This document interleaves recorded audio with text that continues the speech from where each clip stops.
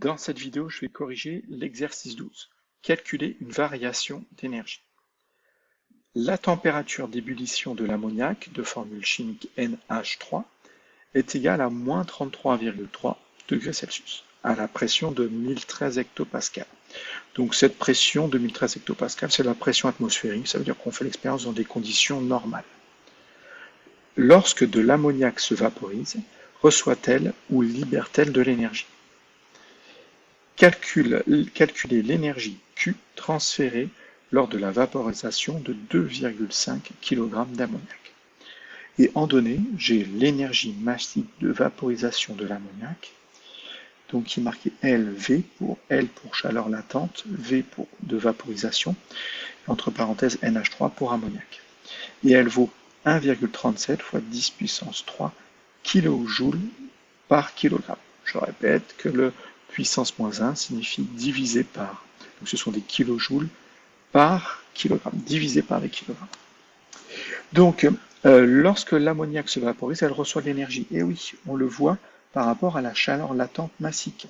Ça veut dire qu'on a quelque chose de positif. Ça veut dire qu'il faut ici apporter de l'énergie pour faire passer l'ammoniac de son état liquide à son état vapeur ou gazeux. Deuxième question, calculer l'énergie Q transférée lors de la vaporisation de 2,5 kg d'ammoniac. Donc là, c'est la formule que l'on avait vue. Q est égal à la masse d'ammoniac fois la chaleur latente ou l'énergie massique de vaporisation, en sachant que Q et M sont proportionnels, on avait vu ça dans le cours. Encore que cette formule peut être retrouvée.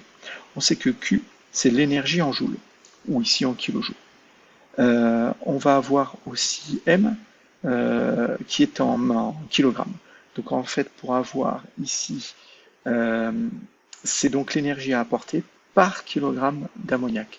Donc ça, c'est l'énergie à apporter pour vaporiser 1 kg d'ammoniac. Nous, on a 2,5 kg, donc il va falloir multiplier la chaleur latente par 2,5 pour trouver l'énergie totale. Donc Q est égal donc à 2,5 kg multiplié par 1,37 fois 10 puissance 3 et j'obtiens 3,4 fois 10 puissance 3 kJ. Attention ici, je n'ai pas converti, j'ai gardé des kilojoules, donc je n'obtiens pas des joules, j'obtiens des kilojoules.